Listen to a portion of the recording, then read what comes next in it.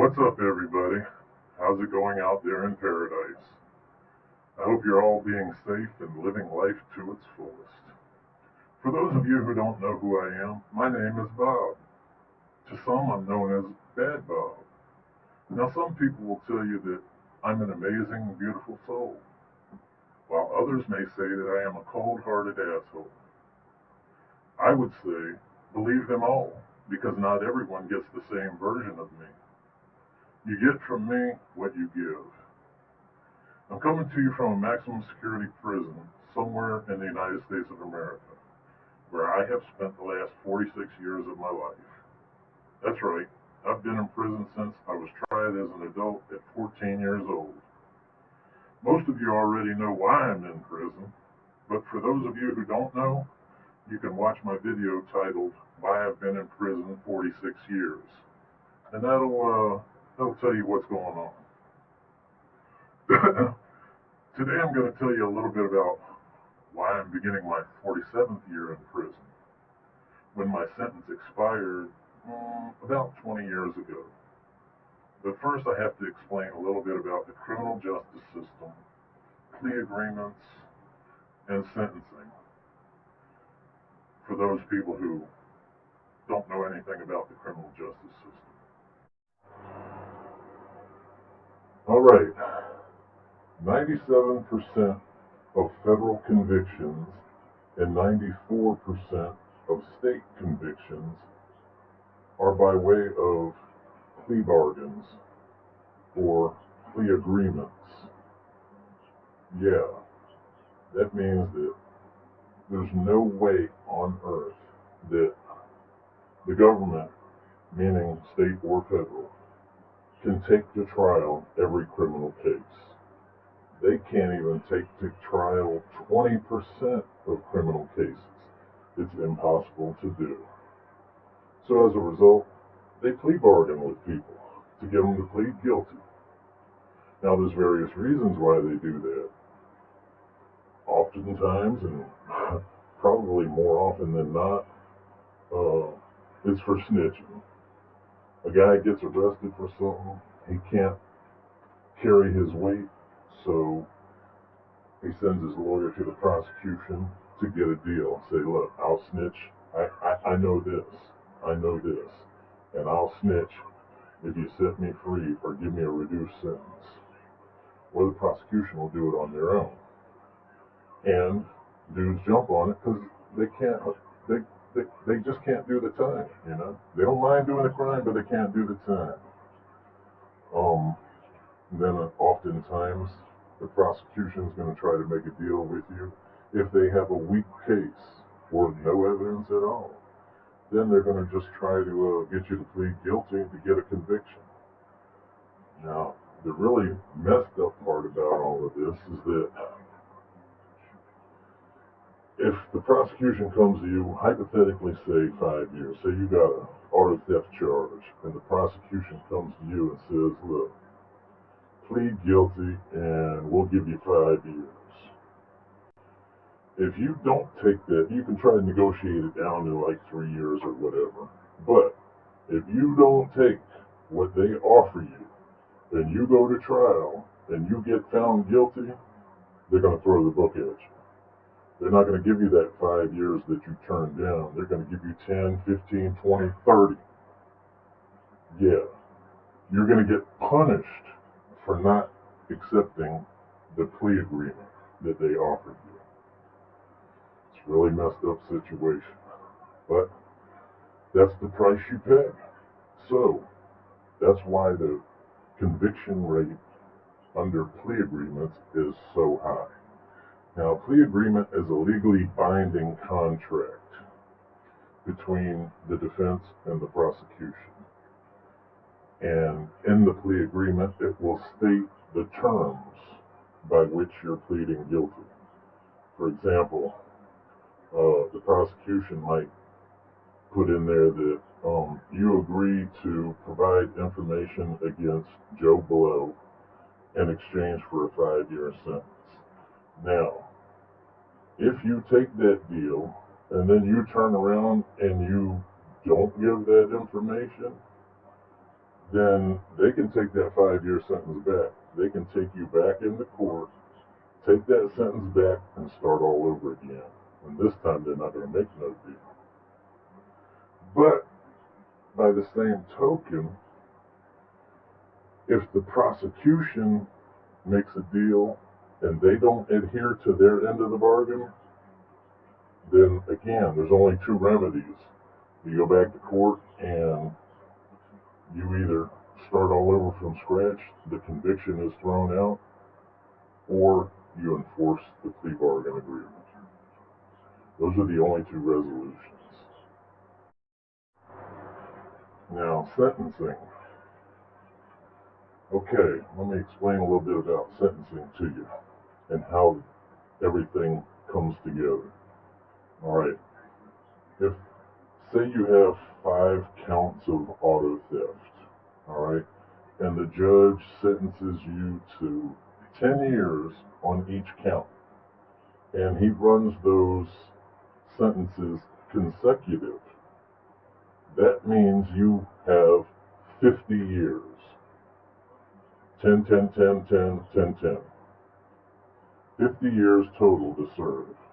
Now, if the judge runs it concurrently, then that means you only have 10 years because you serve all 5 of the 10-year sentences at the same time, concurrently.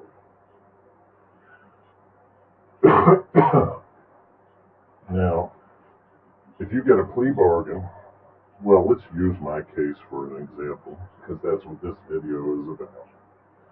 In my case, I am going to hypothesize the exact sentences because, to give my exact sentence out could help in revealing my identity. Alright? So, as you all know, I came to prison for robbery when I was 14 years old. And let's just say I started out with a 10-year sentence. Alright? Then I escaped several times, 7 to be exact, over the years. And I got time added on for the escapes and for other offenses pursuant to the escapes. Alright, so when I escaped and murdered a man after a disagreement, a beef we had, argument we had, whatever you want to call it, I ended up shooting and killing a man. When I went to court, the court gave me, hypothetically, we'll say, 50 years for that crime. Only the court ran that sentence, that 50-year sentence, they ran it concurrent with the previous 10-year sentence that I had been serving. So that means that now I have 50 years. Since the 50 is more than the 10, then I have 50 years. Alright? Because they ran it concurrently. But they ran it concurrent pursuant to a plea agreement. I pled guilty with the stipulation that the sentence that was imposed, the 50-year sentence, that would be run concurrently with the previous 10-year sentence. And the judge accepted it, and he sentenced me to 50 years running concurrent with the previous 10-year sentence. That was the plea agreement. So I get to prison, and within 10 years, the 10-year sentence should expire. And then all I have is the 50-year sentence. Well, unfortunately, the government just doesn't play fair. They can't honor their word no matter what. And although the court ran the sentence concurrent, the state decided that they're not going to let me serve it concurrent. They're going to force me to serve it consecutively. So instead of that 10-year sentence expiring, say, 30 years ago, I still have to serve it now. And unfortunately, legally, there is nothing that I can do about it because under the Clinton administration, back around in 1996, they passed a big crime bill, and as part of it, they passed habeas corpus reforms, whereby they placed time limitations on defendants filing writs of habeas corpus. They placed a 1 year federal limitation. So that means that after you exhaust all your state appeals, you have 1 year to file an appeal under habeas corpus in the federal courts. When I discovered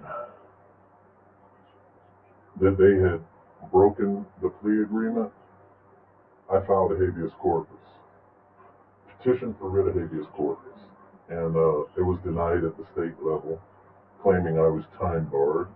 And at the federal level, when it got into the federal courts, the courts refused to hear the case based upon the 1 year statute of limitations expiring.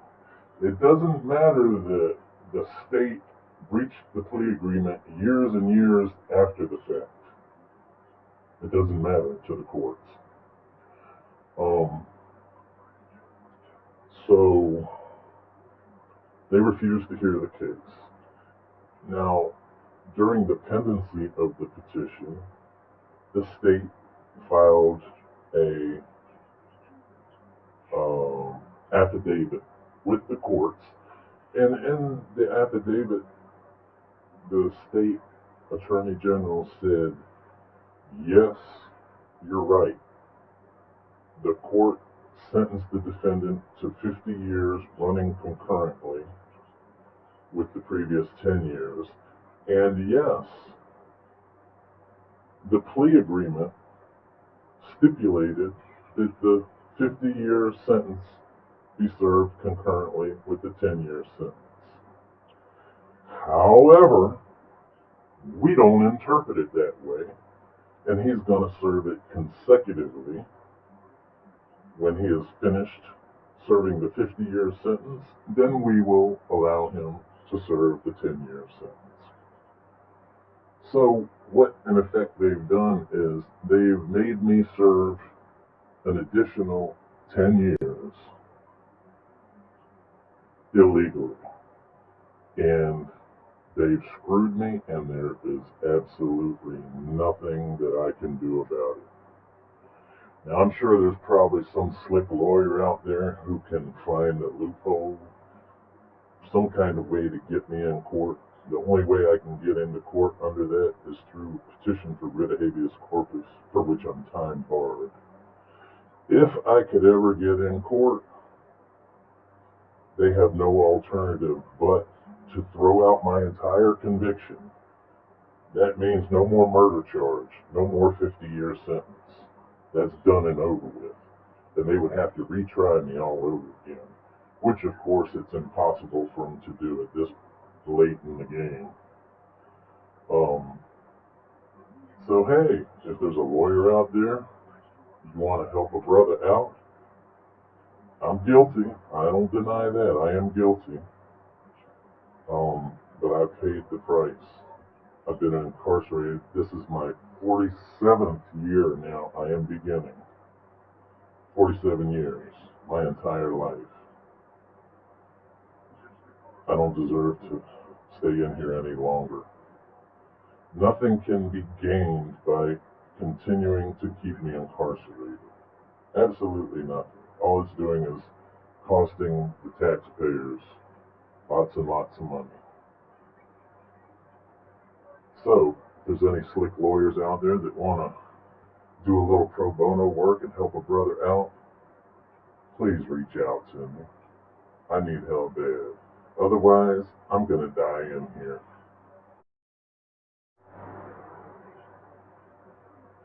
So all you wannabe gangsters out there, you little youngins that think you're tough guys,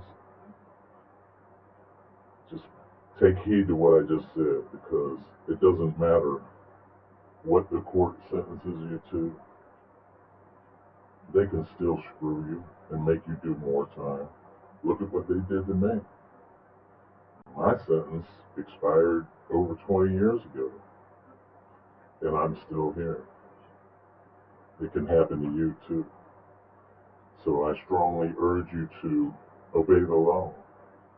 Stay as far away from drugs and crime as you can. Because if you don't, you're either going to end up dead or right here with me.